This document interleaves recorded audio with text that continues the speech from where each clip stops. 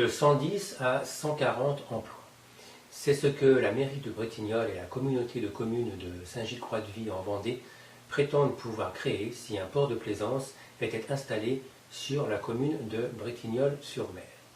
Et cet argument a été brandi à tout va pour tenter de faire passer le projet.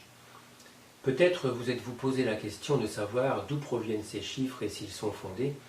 C'est ce que cette vidéo va vous expliquer en détail et vous constaterez par vous-même, par cette démonstration, que ces chiffres sont une imposture extravagante d'une part et que l'emploi local n'est pas du tout la priorité de ce projet. Cette vidéo dure environ 45 minutes.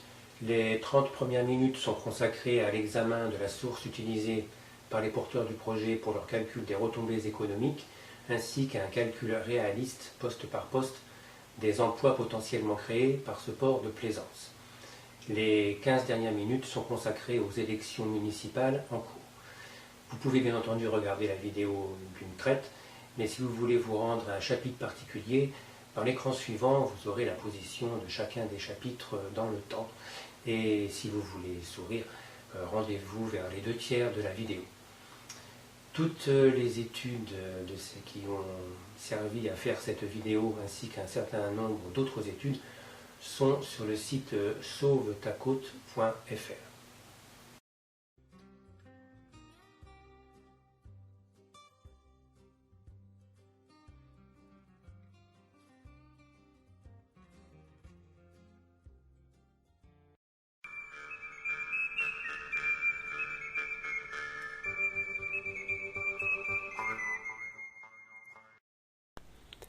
En 2013, puis en 2017, la commune de Bretignolles-sur-Mer et la communauté de communes de Saint-Gilles-Croix-de-Vie ont publié une brochure, appelée document de synthèse, qui reprend les différents aspects du projet et dont voici la page de garde pour la version de 2017.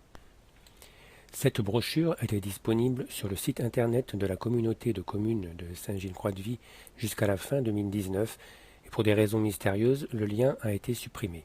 Néanmoins, la brochure est toujours disponible sur le site de la préfecture de la Vendée ainsi que sur le site sauvetacôte.fr dans la section Documents.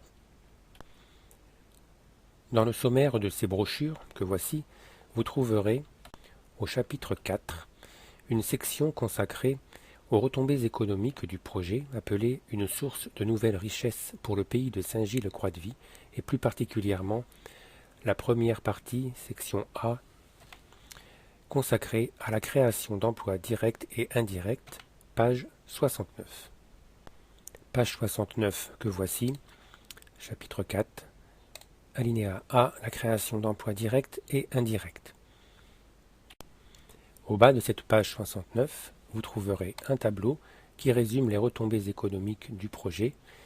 Ce tableau est présent dans les deux versions du document de synthèse, celle de 2013 et de 2017, avec les mêmes valeurs. Les projections économiques y sont divisées en 7 postes que voici, chacun des postes ayant une information sur l'emploi et sur le chiffre d'affaires généré. Autre information qui nous intéresse au plus haut point sur ce tableau, c'est ici, et c'est seulement ici dans la totalité de la publication et dans toutes les autres publications publiées sur le sujet du port par la communauté de communes ou la commune de Bretignolles-sur-Mer, c'est donc ici que se trouve citée la source utilisée pour le calcul des retombées économiques. Et quelle est donc cette source mystérieuse écrite au bas du tableau en si petit qu'il faut presque une loupe pour la lire? Il s'agit de l'étude Audit France, le financement des ports de plaisance, étude publiée en avril 2007. Vous allez comprendre dans la suite de la vidéo les raisons de la très grande discrétion de la communauté de communes et de la commune de Bretignolles à propos de la source utilisée pour ces calculs de projections économiques. Voici donc la fameuse étude Audit France publiée en 2007. C'est un document de 80 pages que chacun peut se procurer très facilement sur Internet. Vous tapez le financement des ports de plaisance et en 48 heures et pour 40 €, vous récupérez l'étude.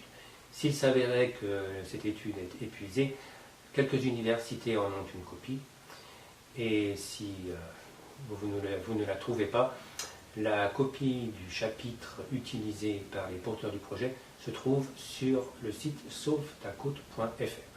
Donc dans cette brochure, il n'y a qu'une dizaine de pages consacrées aux retombées économiques, et c'est bien pire que ça.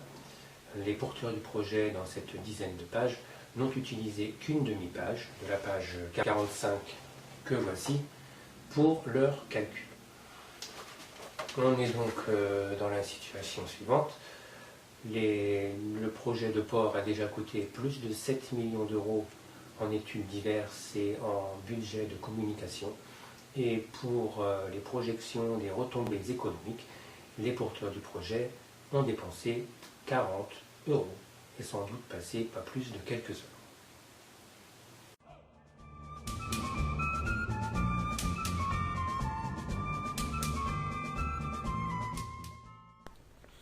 Quelques mots sur cette étude Audit France avant de voir plus en détail les projections économiques.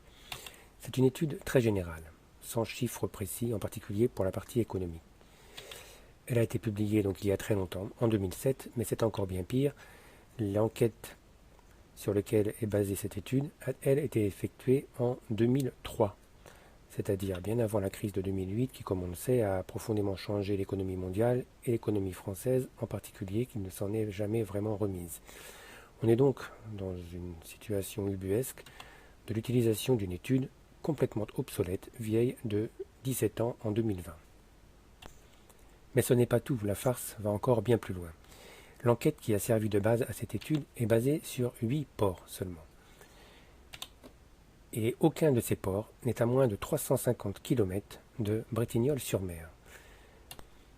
Voici donc la carte des 8 ports de référence utilisés dans l'étude Audit France, ainsi que la position de Bretignolles-sur-Mer. 3 de ces ports sont situés en Bretagne Nord, les 5 autres sont situés dans le sud de la France, dont 4 en Méditerranée et 1 sur la côte atlantique à Hendaye, à la frontière avec l'Espagne. Aucun de ces ports n'est à moins de 350 km de Bretignolles-sur-Mer, pour la forêt étant le plus proche, dans le Finistère, et tous les ports du sud sont à plus de 700 km. Et comme on peut le constater, l'enquête de référence ne contient aucun port situé sur la côte vendéenne. Ce qui pourrait sembler un détail n'en est pas un du tout, puisque la pratique de la plaisance dans les zones en particulier de Bretagne Nord n'a rien à voir avec celle que l'on constate en Vendée. En Bretagne Nord, les bateaux sont utilisés 3 fois plus souvent que ce que l'on constate en Vendée. Pour plus d'informations sur ce thème, rendez-vous sur le site sauvetacôte.fr. Point suivant et non des moindres, voici la copie de l'unique, seul et unique passage utilisé par les porteurs du projet pour le calcul de leurs projections économiques d'un projet de 43 millions. Une demi-page de la page 45 encadrée ici en rouge. Voici donc ce qu'on vous a fait passer pour une réflexion économique profonde sur l'impact économique du projet de port. Une étude obsolète de 17 ans et une demi-page dans une étude de 40 euros. Passons maintenant en revue les différents postes d'emploi du document de synthèse consacré à la phase exploitation du port. Les 2 autres étaient consacrés à la phase construction du port. Il y en a 5. Et pour chacun des postes, nous allons regarder en détail les chiffres avancés par le projet et faire un calcul réaliste. Un poste néanmoins n'est pas présenté dans la vidéo, il s'agit du poste école de voile et location de bateau, pour lequel le projet prévoit une dizaine d'emplois. Nous en avons trouvé 5 et en étant généreux. Et pour chacun des postes, pour avoir le détail des calculs, rendez-vous sur le site sauvetacôte.fr. Vous constaterez à l'issue de cette présentation que pour chacun des postes, les chiffres avancés par le projet sont une imposture non seulement grossière, mais souvent grotesque.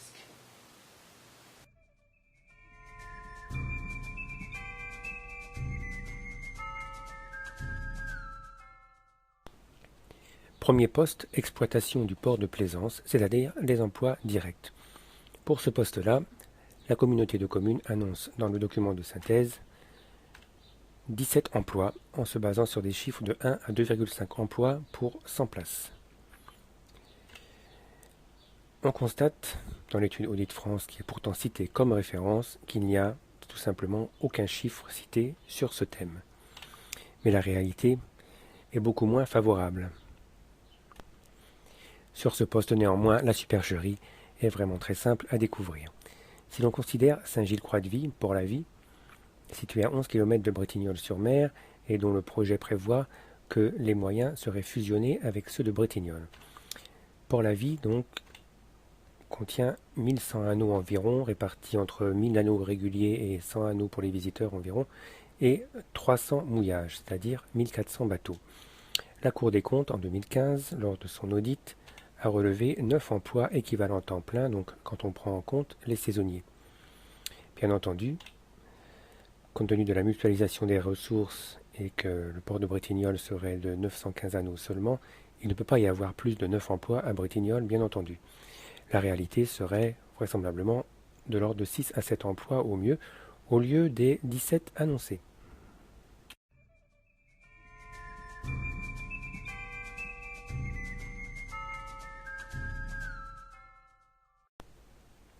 Poste 3 de l'étude Audit France, vente et réparation de bateaux et divers services.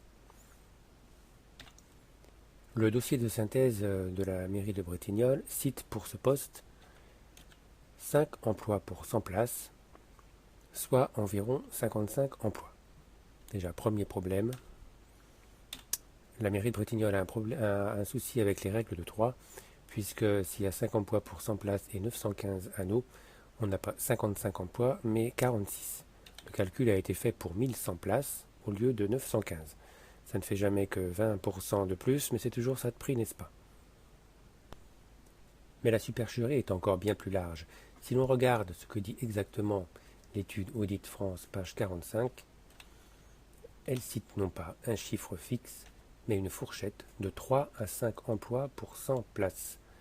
Bien entendu, le maire de Bretignolles a retenu le haut de la fourchette, 5 emplois, et pour 915 places, on aurait donc de 27 à 46 emplois et non pas 55 comme cité par le document de synthèse.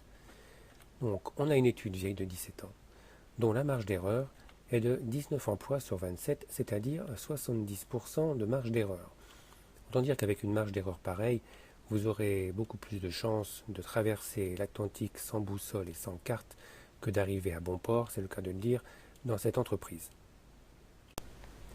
Mais ce qui est le plus condamnable, c'est que l'expérience locale n'a pas du tout été utilisée. Et on a 4 ports de plaisance situés à moins de 40 km de Bretignolles-sur-Mer. On est en Vendée.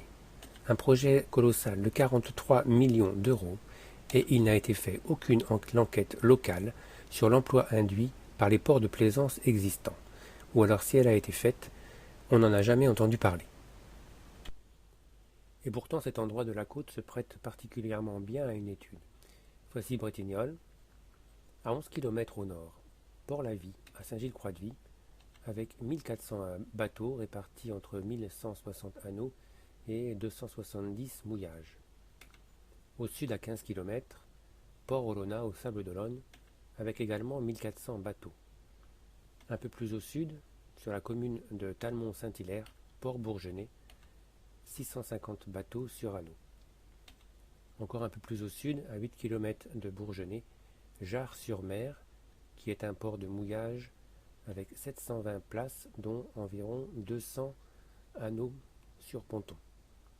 On a donc 4200 bateaux à moins de 40 km de Bretignolles-sur-Mer et il n'a pas été fait d'enquête locale sur l'emploi induit par les ports de plaisance. Puisque cette enquête n'avait pas été réalisée, nous l'avons faite de manière relativement simple en faisant l'inventaire de toutes les entreprises du secteur entre Saint-Hilaire-de-Riez au nord de Bretignolles et Jars-sur-Mer au sud. Les gros groupes nationaux et internationaux n'ont pas été retenus dans cette enquête car ils ne sont pas liés évidemment spécifiquement à un port de plaisance. Il y a en France 1 million de bateaux immatriculés, donc un port de 1000 anneaux pèse pour 1 millième du total, ce qui est évidemment très peu, mais en plus, des groupes comme Beneteau, Jeannot ont 75% de leur production à l'export. Donc un port de 1000 anneaux ne pèse quasiment rien dans le total des emplois. Il s'agit essentiellement de petites entreprises de moins de 10 salariés et parmi elles énormément d'entreprises individuelles. On a recensé ainsi 40 entreprises dont voici le début de la liste. Vous trouverez la liste complète sur le site sauvetacôte.fr. Quels sont les résultats de cette enquête? Les effectifs ont été dénombrés à partir des informations directement disponibles sur les sites web de ces entreprises, où on a parfois le nombre exact d'emplois, ou à partir des sites d'information sur les entreprises qui donnent une fourchette souvent assez précise puisqu'il s'agit de petites entreprises, fourchette donc de l'effectif de ces entreprises. Donc vous avez ici une carte avec les 4 ports ainsi que la Normandelière, et chaque point en vert représente une entreprise qui a été localisée par son adresse. Donc port par port, voici ce que sont les résultats de cette enquête. Port-la-Vie. On a recensé 19 entreprises pour 38 emplois, ce qui fait 2,6 emplois pour 100 bateaux, puisqu'on a vu que Port-la-Vie héberge à peu près 1400 bateaux. Donc 2,6 emplois pour 100 bateaux à Port-la-Vie. Deuxième pôle, on va dire, Port-Olona, 1400 bateaux également, 17 entreprises, 58 emplois, ce qui fait un total de 4,2 emplois pour 100 bateaux, ce qui peut sembler très élevé par rapport à Port-la-Vie, mais on va trouver l'explication avec les 2 ports plus au sud. Si on rassemble Port-Bourgenais et Jars-sur-Mer, qui sont dans la même communauté de communes, on le rappelle, on a là donc 1370 bateaux, presque autant que les 2 autres ports, et seulement 3 entreprises basées sur cette zone pour 12 emplois, donc on a 0,9 emplois pour 100 bateaux. Donc si on rassemble le sud de Vendée, au Port-Olona et Port-Bourgenais et Jars-sur-Mer, on obtient également 2,6 emplois pour 100 bateaux. Il est remarquable qu'on obtienne le même chiffre qu'à Saint-Gilles-Croix-de-Vie. Et que s'est-il passé? Eh bien, d'évidence, Port-Olona a absorbé une très grande partie des emplois générés par Port-Bourgenais et Jars-sur-Mer. Très précisément, les 2 tiers. Et donc, on obtient le résultat suivant. La vente, entretien de bateaux et diverses activités, accastillage, etc. Pour la côte, la moyenne est de 2,6 emplois pour 100 bateaux, et non pas 5, comme a été utilisé par la mairie de Bretignolles pour ses prétendues prévisions économiques. Conséquence des résultats de cette enquête locale sur l'emploi dans le secteur de la réparation et de l'entretien des bateaux de plaisance.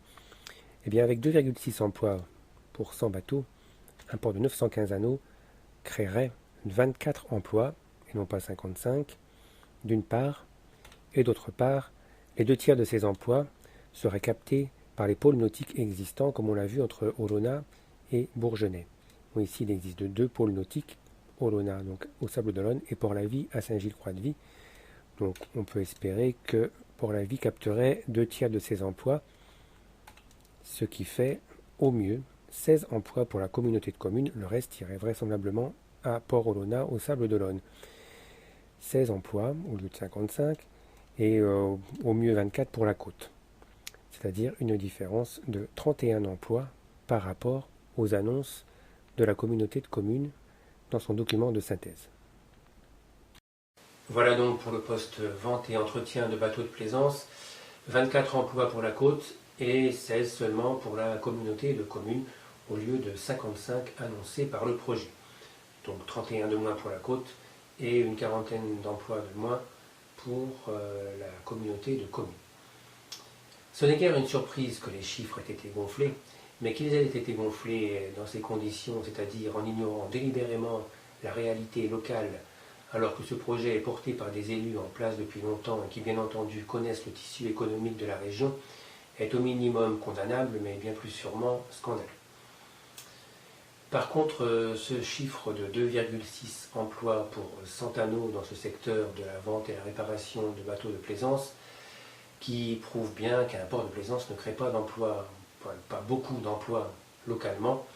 D'ailleurs, qui le croirait, Saint-Gilles-Croix-de-Vie dispose d'un port de plaisance depuis plusieurs dizaines d'années, et le bassin d'emploi de ce port de plaisance, donc les communes de Saint-Hilaire-de-Rie et de Saint-Gilles-Croix-de-Vie, ont toutes deux des taux de chômage très élevés. Poste suivant, impact sur le tourisme.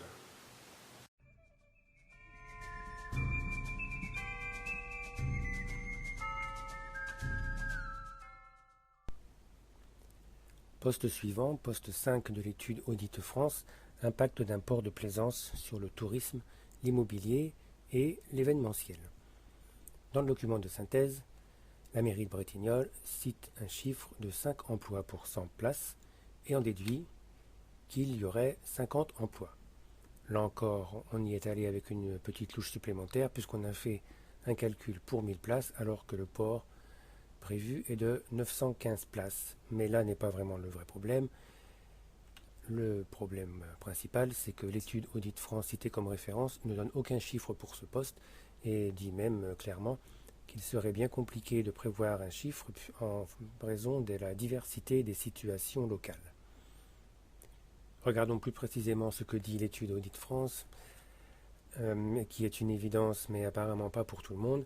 Bien entendu, les plaisanciers locaux et les résidents secondaires n'apportent aucune retombée supplémentaire en termes de tourisme ou hôtellerie, etc., puisqu'ils sont déjà sur place.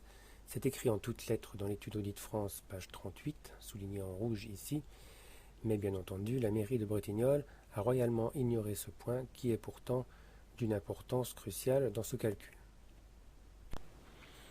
Regardons maintenant ce que donne un calcul réaliste des retombées économiques dans le tourisme d'un port de plaisance. Sur ce point, la communauté de communes se tire elle-même une balle dans le pied puisque page 19 du document de synthèse de 2017, on trouve la répartition des demandeurs d'anneaux par origine. 57% ont déjà des résidences secondaires à Bretignolles. 16% sont des résidents qui ont une résidence principale à Bretignolles. 17% sont des habitants de Vendée qui n'habitent pas à Bretignolles. Et 10% viennent d'autres origines. Donc on a 90% des demandeurs d'anneaux qui sont déjà sur place et qui bien entendu n'apportent rien du point de vue touristique puisqu'ils sont déjà sur place. Donc le calcul des retombées concerne seulement 10% des anneaux, ce que se sont bien gardés de signaler évidemment les promoteurs du projet. Voyons maintenant un calcul réaliste de cet impact dû au tourisme. L'impact évidemment serait totalement dérisoire. Le nombre de places concernées, comme on l'a vu, est de 10% de 915 anneaux, c'est-à-dire qu'il serait de 90 à 95 places au mieux, c'est-à-dire environ 200 personnes si l'on compte 2 personnes par bateau et seulement quelques jours par an, puisque, comme on le sait également, les bateaux de plaisance sont très peu utilisés, seulement quelques jours par an en moyenne. À côté de cela, Bretignolles en été héberge chaque jour entre 20 000 et 30 000 personnes supplémentaires.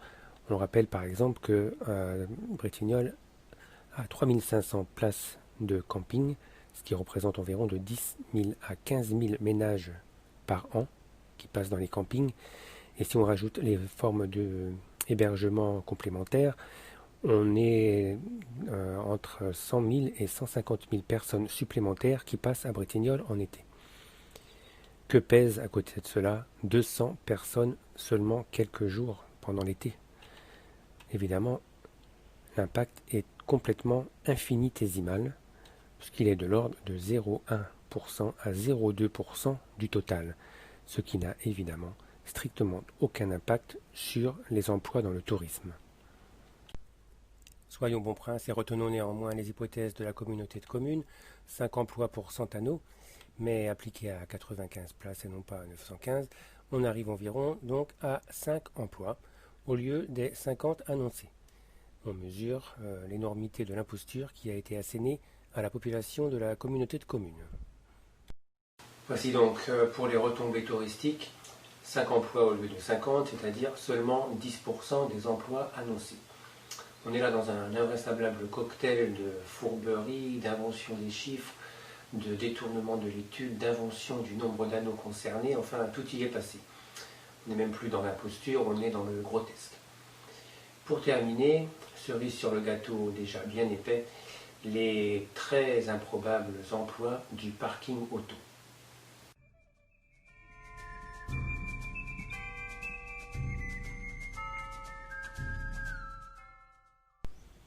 Et maintenant, petit amusement pour la fin, le poste 2 du document de synthèse exploitation du parking auto, parce que évidemment, pour ceux qui ne le savaient pas, eh bien, un parking auto dans un port de plaisance produit un certain nombre d'emplois et des revenus conséquents.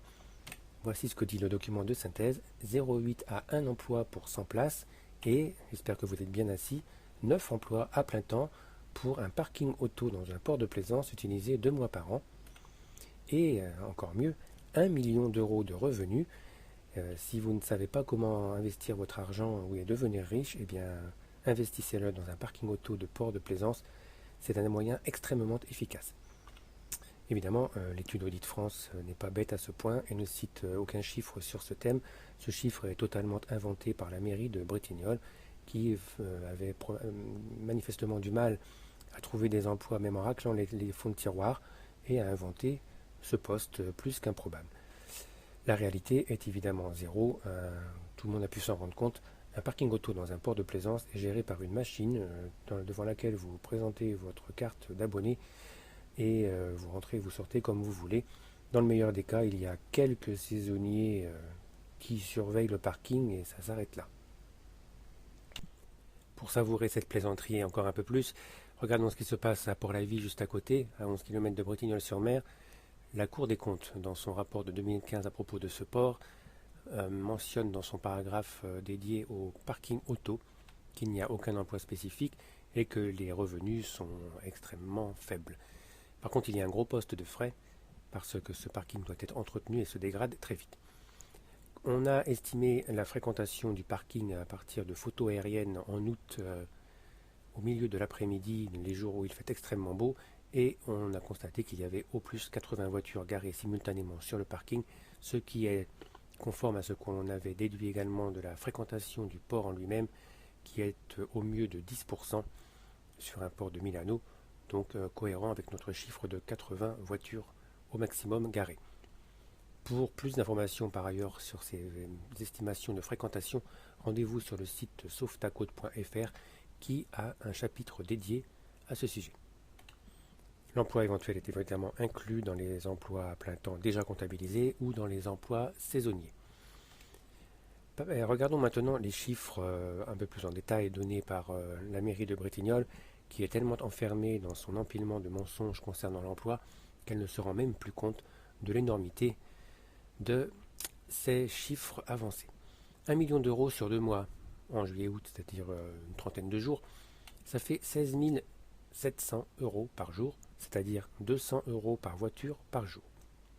Donc dans l'avenir, et on espère que ça n'arrivera jamais, évidemment, si vous devez vous rendre au port de Bretignolles, et bien n'y allez pas en voiture, surtout, prenez le taxi. Et quant aux 9 emplois à plein temps pour le parking, eh bien, pour juste mesurer rapidement à quel point ce chiffre est risible, c'est autant que les emplois à plein temps de la gestion de Port-la-Vie. Seulement pour le parking auto, qui sont, on le signale, mentionnés comme emploi direct dans le document de synthèse. Et puisque ce parking n'est utilisé que l'été pendant 2 mois, cela représenterait, il faut multiplier par 6, 9 fois 6, c'est-à-dire 54 emplois saisonniers. Puisque la mairie de Bretignolles semble apprécier le burlesque, on imagine que ces emplois saisonniers, malheureux, seraient occupés toute la journée à nettoyer les pare-chocs avec un cure-dent ou à nettoyer les pare-brises avec une brosse à dents et au moins du Chanel 5 compte tenu du prix de la place de parking. Évidemment, il n'y a aucun emploi spécifique au parking auto, donc 0 emploi au lieu de 9, et les revenus sont de quelques dizaines de milliers d'euros par an au mieux, sans compter les frais d'entretien. Voilà donc 9 emplois pour un parking auto dans un port de plaisance utilisé 2 mois par an. On ne sait pas s'il faut être consterné ou en rire, mais le seul fait qu'une absurdité pareille soit présente dans les documents officiels de présentation du port de plaisance et ait été utilisé pour faire passer ce projet vous donne la mesure du mépris de la mairie de Bretignolles pour la population de la communauté de communes. Pour dire les choses plus directement, on vous prend pour des imbéciles et même pour des imbéciles profonds.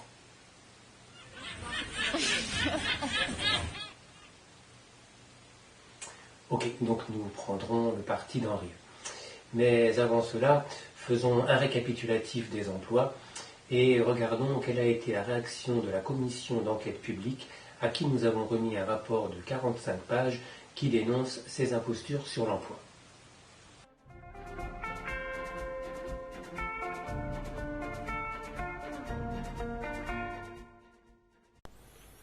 Voici donc un récapitulatif des emplois annoncés et des emplois réalistes. Exploitation du port, les emplois directs, 17 emplois annoncés, 7 emplois réalistes. Parking auto, 9 emplois annoncés, 0 réaliste. Vente et entretien de bateaux de plaisance, 55 emplois annoncés, 16 emplois réalistes pour la communauté de communes et 24 emplois pour la côte. Location de bateaux, école, 10 emplois annoncés, 5 emplois réalistes. Retombées dans le tourisme et l'immobilier, 50 emplois annoncés, 5 réalistes. Donc on est au total à 141 emplois annoncés au lieu de 33 emplois réalistes, c'est-à-dire qu'on est dans un rapport de 1 à 4 entre le nombre d'emplois réels et le nombre d'emplois annoncés. 33 emplois pour 50 millions d'euros d'investissement, c'est-à-dire 1,5 million d'euros par emploi.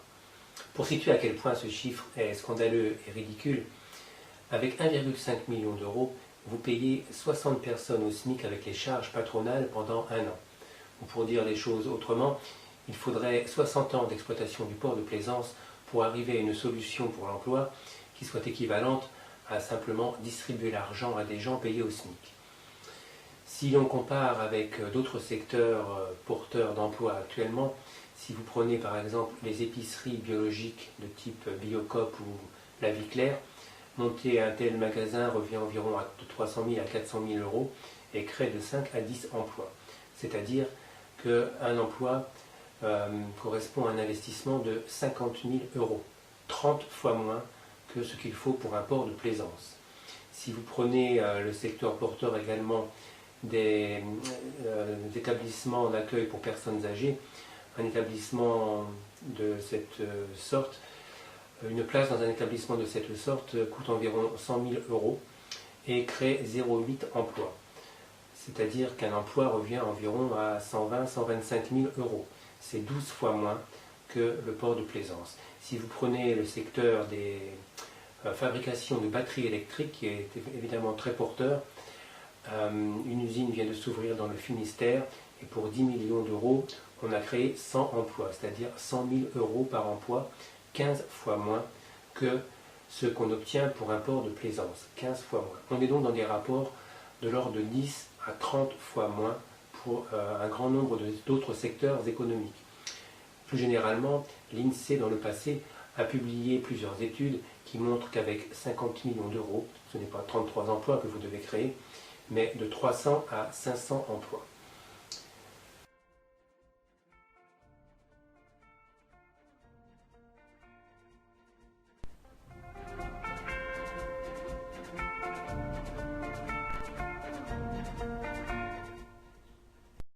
Et puisque la mairie de Bretignolles aime bien les brasiers en plein confinement, qu'on alimente avec tout ce qui tombe sous la main pour réchauffer ces quelques dizaines d'amis qui passent par là, eh bien, prétendre créer de l'emploi avec un port de plaisance en détruisant l'une des plus belles plages de la région et en dépensant 50 millions d'euros, c'est un peu comme si vous décidiez d'allumer votre barbecue en utilisant le bois de votre violon Stradivarius et en allumant le feu avec une liasse de billets de banque.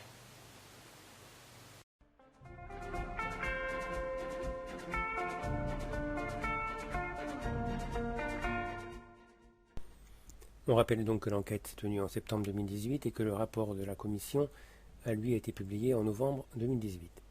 On avait bien pourtant signalé à cette commission dans un rapport détaillé de 45 pages les tromperies manifestes sur l'emploi. Pour ceux qui veulent aller voir plus en détail, c'est l'observation 57-64 et les tromperies sur l'emploi sont signalées en grosses lettres rouges. La réponse de la commission, page 60 de son rapport, tient dans cette phrase extraordinaire, page 60. La centaine d'emplois indirects dont la création est envisagée est conforme aux moyennes figurant dans les différentes études nationales ou régionales. Il n'existe donc pas de raison spécifique de mettre en doute ce chiffre. On vous recommande fortement de mettre cette phrase sous cloche, car il n'est pas certain que vous en retrouviez d'aussi remarquable de sitôt. On avait pourtant bien pris soin de signaler à la commission qu'il n'y avait pas des études, mais qu'une seule étude avait été référencée dans les documents et qu'elle était nationale, et qui plus est avec des chiffres datant de 2003. Que sur les 5 postes prétendument issus de cette étude, 3 n'y figuraient pas, et l'origine de ces 3 postes est complètement inconnue, et que manifestement, l'étude avait été détournée et n'était qu'un rideau à l'imposture, rideau par ailleurs bien mince. On avait également bien pris soin de signaler les 2 faits grotesques suivants. 9 emplois plein temps pour un parking dans un port de plaisance. Eh bien, la commission n'a émis aucun doute sur ce point, et que l'impact sur le tourisme avait été appliqué à la totalité des anneaux, alors que seulement 10% des anneaux sont réellement concernés. Eh bien, là encore, la commission n'a pas bronché. Compte tenu de l'énormité des faits qui lui ont été signalés et qu'elle a laissé passer, on ne peut plus seulement parler de complaisance de cette commission d'enquête, mais bien de complicité au moins passive à l'imposture. Donc voici la situation. Nous avons un projet extrêmement coûteux à l'échelle de la communauté de communes, un port de plaisance de 50 millions d'euros, pratiquement stérile en termes d'emploi et de retombées économiques pour la population.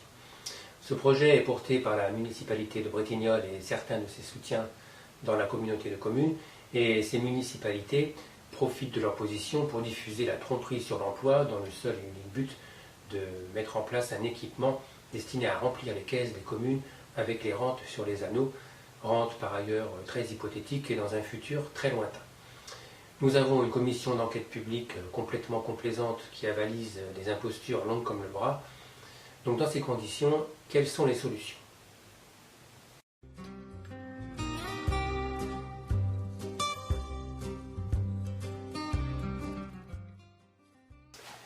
Option numéro 1. Utiliser des méthodes alternatives pour obliger ces gens à dire la vérité.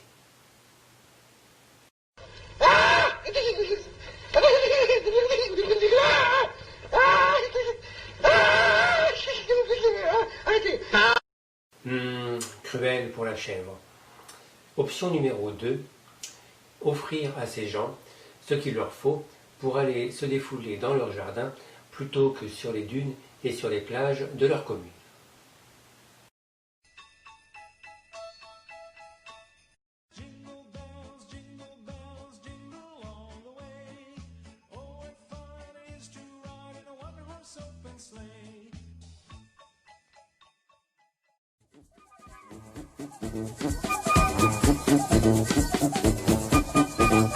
Tonton Cristobal est revenu, des vaisseaux, des lingots, il en a le que cousu.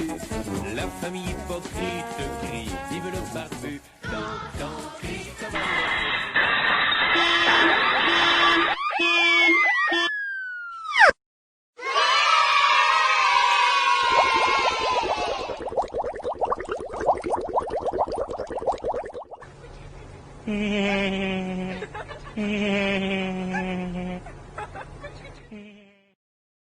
Malheureusement, il est probable que ces gens ne s'amusent qu'avec l'argent.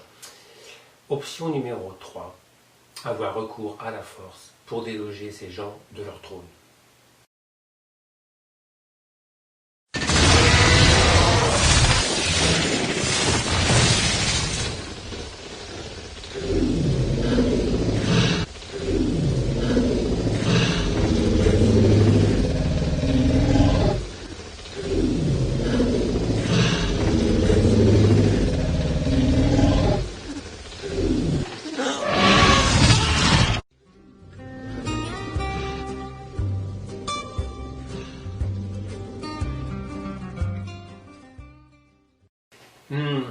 Pas très digeste même pour un très solide appétit.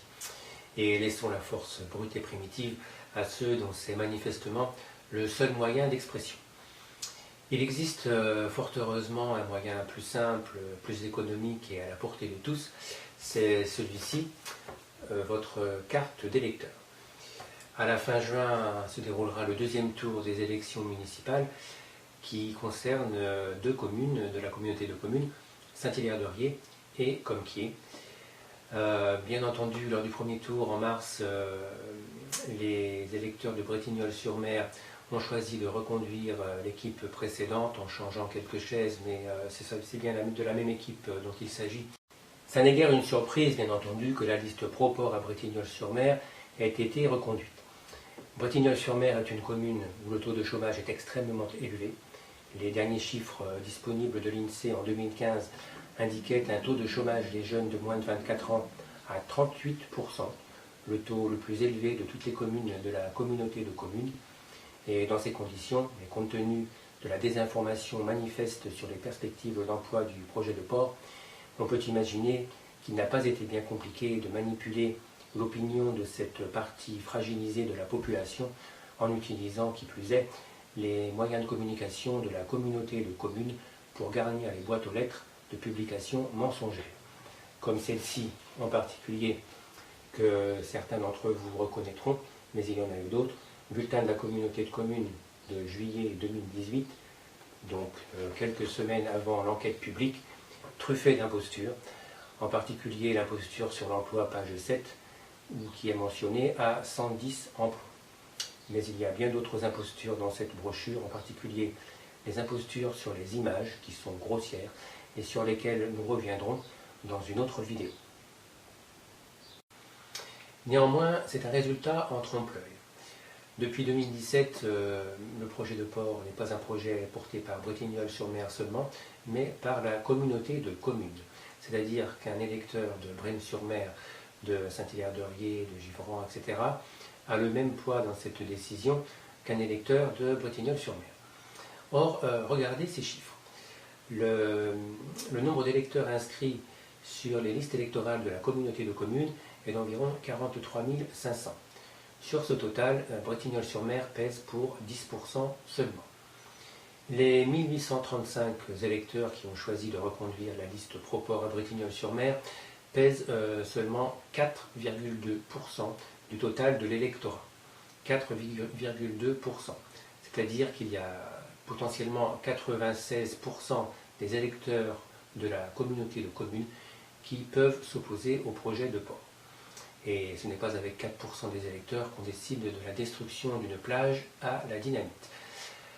À côté de cela, la commune de Saint-Hilaire-de-Riez pèse pour 25% du poids électoral de la communauté de communes et la commune de Comquier pèse pour 6,5%. Donc avec les deux communes qui devront voter pour le deuxième tour, on atteint environ un tiers du corps électoral de la communauté de communes. Il est donc important que les électeurs de ces communes se rendent aux urnes fin juin.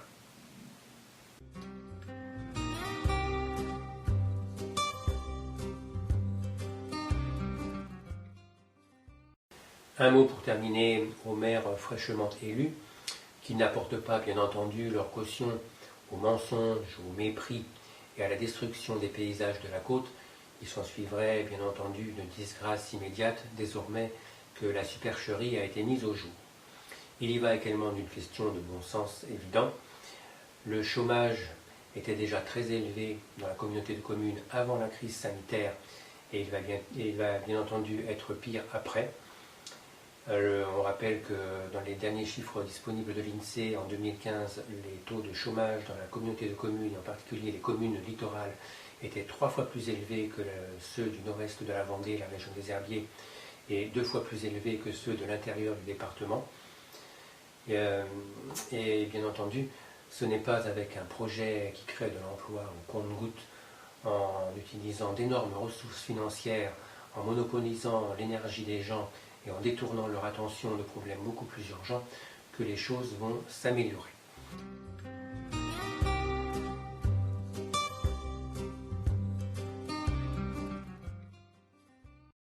Il y a des secteurs économiques qui d'évidence sont beaucoup plus porteurs d'emplois.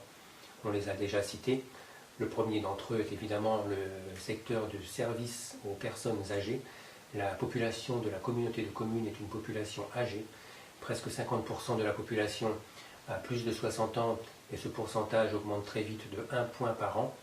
Il y aura donc dans quelques années des besoins énormes dans ce secteur qui ne sont pas pourvus et qui sont évidemment de très gros potentiels d'emploi.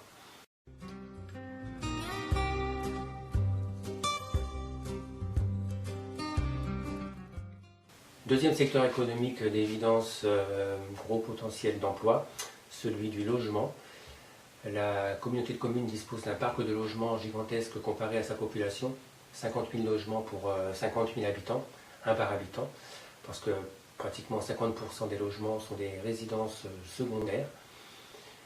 Et il y a eu des efforts louables entrepris sur la rénovation énergétique des bâtiments et qu'il faut intensifier compte tenu des gros besoins dans ce domaine.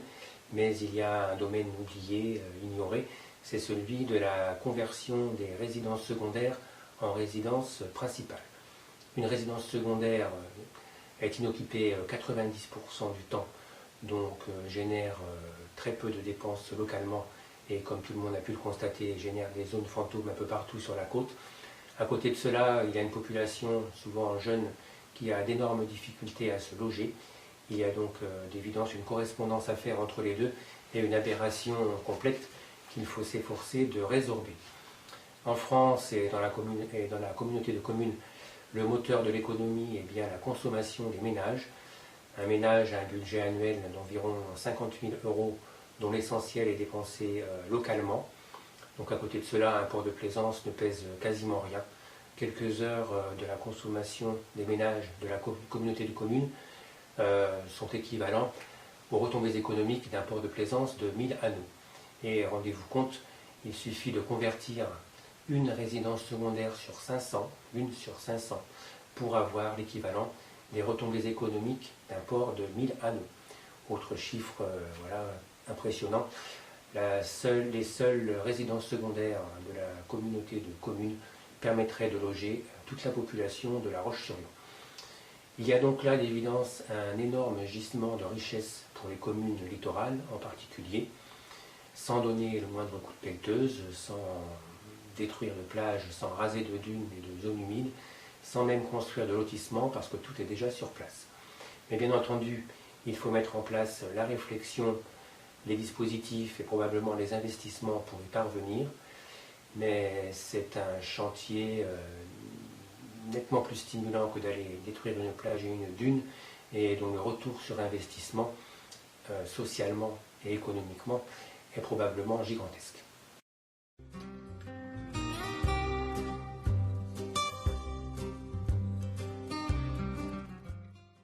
Troisième secteur économique évident mais souvent oublié est celui de l'agriculture. Quoi qu'on en dise, le territoire de la communauté de communes est un territoire rural. Plus de 50% de la population habite dans des communes rurales, seulement 3 communes sur 14 sont des communes côtières.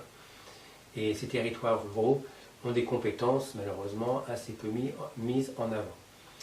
On peut penser en particulier au pays de Riez, qui dispose d'un savoir-faire très ancien en agriculture maraîchère ainsi que d'infrastructures logistiques existantes qu'il faut faire fructifier compte tenu évidemment de la forte demande en produits biologiques qui est probablement pas couverte encore par la production locale et sûrement pas couverte par la production locale en été.